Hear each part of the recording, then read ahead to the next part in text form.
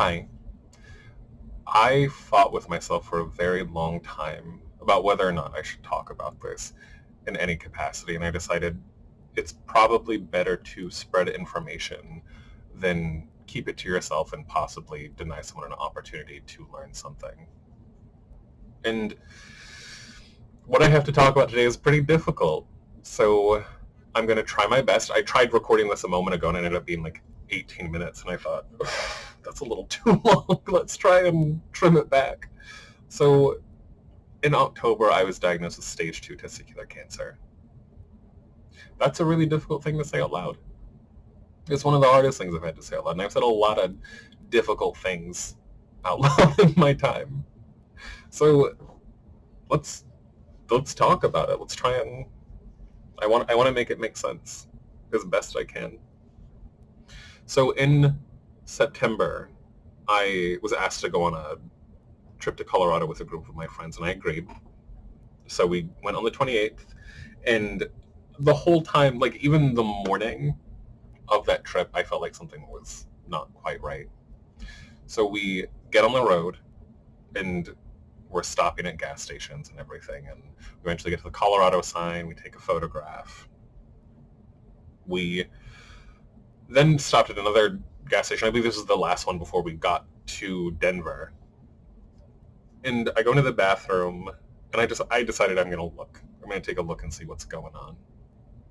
And when I say my left testicle was so swollen that it made me like gasp, that's what happened. And to offer some transparency here, your testicle just doesn't swell up overnight. Like, it could happen, sure, but I had known something was wrong for literal years, for about 2.5 years, because 2 years ago, I was losing a lot of weight. I was doing this. It was a weight loss challenge at my job, and I continued to do it. So one morning I wake up, and I reach down, as you do, and I noticed that my left testicle was like hanging really low. That's not normal. Well, at least I didn't think it was normal. And I sort of attributed it to the fact that I was going through this weight loss, and maybe my body was sort of allocating itself, and it was making necessary changes. I'm kind of stupid when it comes to anatomy. I'm super stupid when it comes to anatomy. Don't be like me. So even then, I felt it, and I thought, it felt fine at the time. Over time, it started to get bigger and bigger and bigger. And when I say to you, disillusion is a disease, tricking yourself into thinking that something isn't there when it's literally there is a disaster. It's a literal disaster. So I would take ibuprofen constantly. I was taking like an ungodly amount of ibuprofen. And I somehow tricked myself into believing that what was happening wasn't happening. I convinced myself that it was either a hernia or maybe like testicular torsion, which could have been the thing, and it was very well could have been. So I said to myself during like this 2-year span up to the point of Colorado, I'm going to get health insurance because I didn't have it, and then I'll go see the doctor, because I had told myself, you need that to do anything medical related. No, you don't. Again, I'm not very bright when it comes to certain things. So we're in Colorado, and this is on the forefront of my mind. It's emblazoned on my mind, essentially. How do you ignore something so drastic? So to give you an idea, okay, let's do this.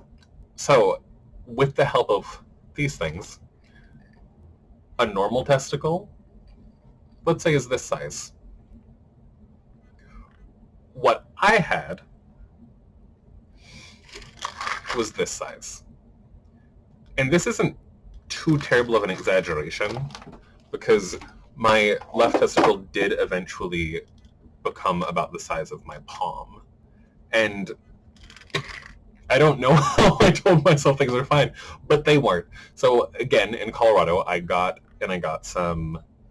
a lot of painkillers. I took a lot. Every 4 hours I was taking pills. And again, I tricked myself into thinking it was like gone. This was just on day one of being there. And then day two, I decided, Raymond, you just turned 30. Let's take something seriously for once in your life. I called the urologist and I said to myself, if they don't pick up the second time, then I'm just going to deal with it in a year. Picked up, I explained my issues, and I set an appointment for October 12th, I believe. I believe it was October 12th. And so I go back to Kansas, and I did explain to my group of friends, hey, something doesn't seem too right. I'll deal with it when I get back to Kansas. At least I believe I did tell them that something wasn't right. Get back to Kansas, go to the urologist. I have Dr. Timothy Richardson check me out, and his nurse.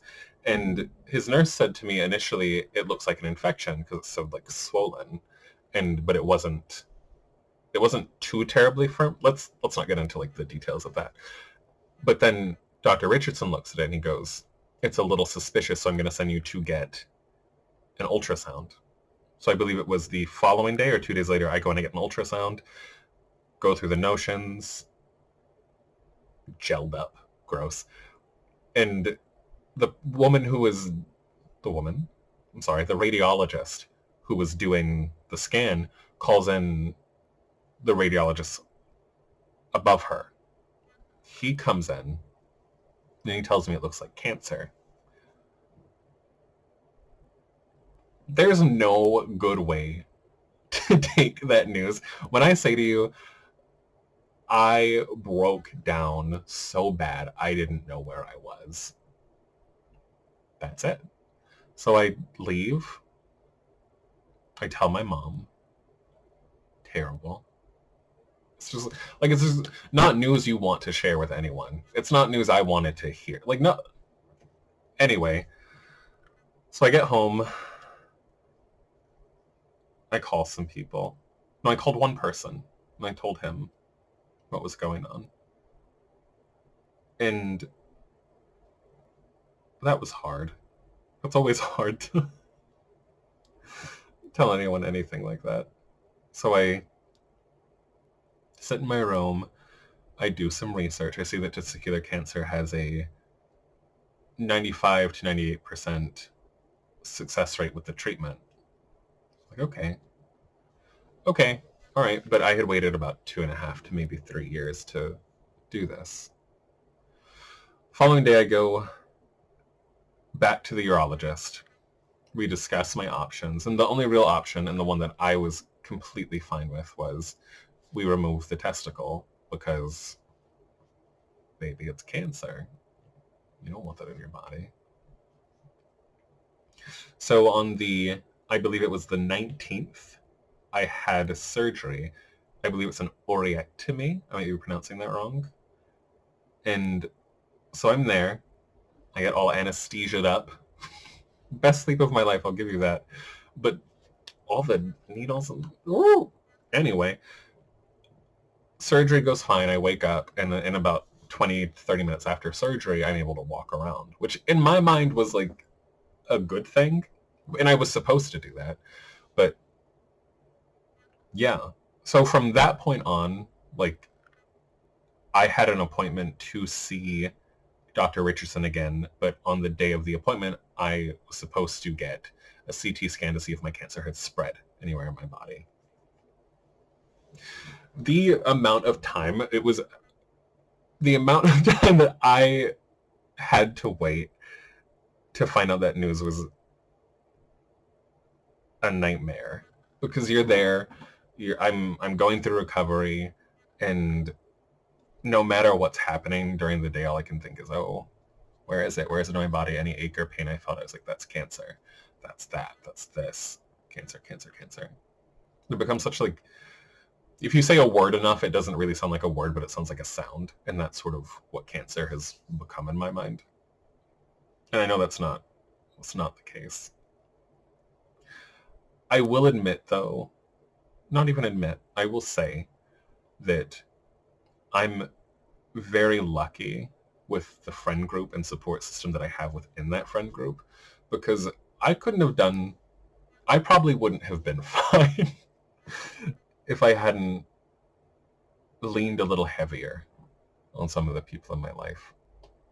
I had my friends come over and just spend time with me and bring me food and watch home movies and have wing nights. And all of that was so helpful because every single day for, I want to say I was waiting for, let's say 2.5 weeks, because I'm not quite certain right now. Every single day I was breaking down, like at 10 to 30 minute increments. I would just like clockwork, I was gone. Like, you can't control it. And I remember doing like a lot of research and looking at people's experiences, and they were hard videos to watch because you have like the Tom Green episode. I couldn't get through that. I was like, no, let's not deal with that. But the emotional strain of it all is just a lot. Like, saying to someone that being faced with your mortality in such a way is literally life-changing, I don't think that's the kind of conversation anyone really wants to have. So, I won't deny the fact that I'm a very emotional person. I'm an extremely emotional person. But a lot of things happened to sort of shut that off. And then I got to the point of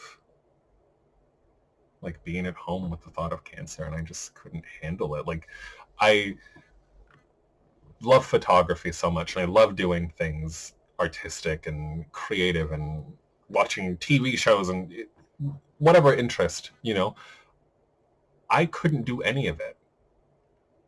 None of it made me happy. None of it made me think to myself, oh, everything's going to be fine, because I'm like consumed by my photography. I'm consumed with the editing process, with video games, with like anything. None of it helped me. And that sucks. It sucks to say it, but nothing prepares you for anything like this. And anyway, let's continue. Let's get out of this rut real quick, because I'm gonna keep going. So the 3 weeks go by. I have the appointment to go see the people who do the CT scan. I get the CT scan, go to the urologist. The urologist, Dr. Richardson, brings up my scan and everything, and he says to me that it hasn't spread anywhere. And breathing easy was real,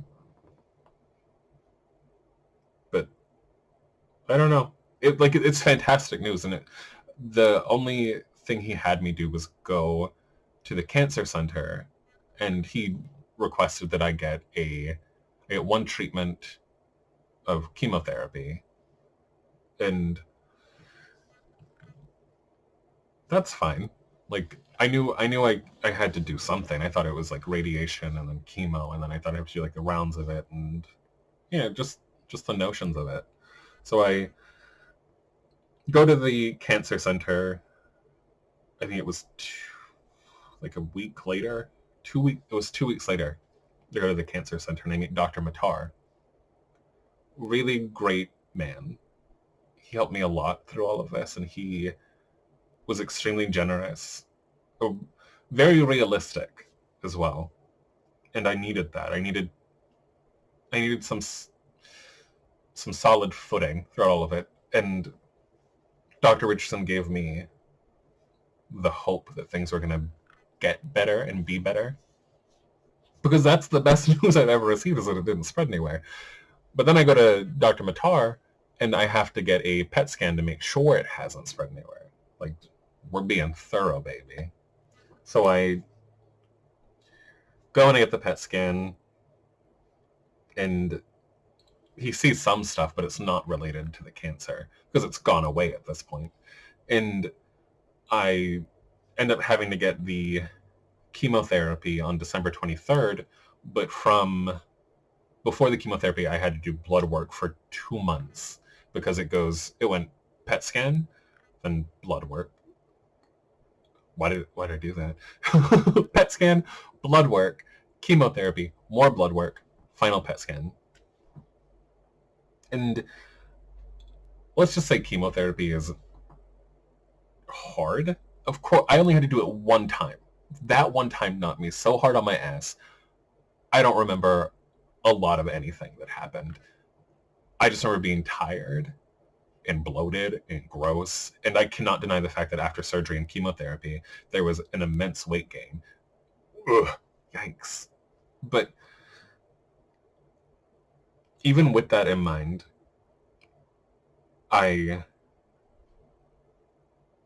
don't know. It's like it's surreal to be saying this out loud because I didn't think I would. But I got to today. I went to see Dr. Matar, the oncologist, and it was good news. So I cannot deny the fact that I've been extremely fortunate through all of this, from the diagnosis to getting it removed, to the treatment, to the medical staff, to my friend group, to my family. I don't know how I would be, how I could have dealt with any of this without my friends and family. And I hate admitting this. I hate saying this, but I do not rely on anyone. Like, if there's an issue, I'm like, oh, I'll deal with it. I'll figure it out. I'll figure it out somehow. No matter how drastic it is, I will figure this out. No, that's something I've changed pretty pretty heavily with some good people in my corner. But if you've gotten this far, all I have to say is take your health and your well-being seriously, because peace of mind does not have a price. Tell your friends and your family that you love them. Take care of yourself. Be present in the moment, because you don't know when something in your life is going to be viciously smacked to the ground and shattered to pieces, and you have to try your hardest to put it all back together. But baby, you're out of super glue. Didn't like that at all. But yeah. Bye.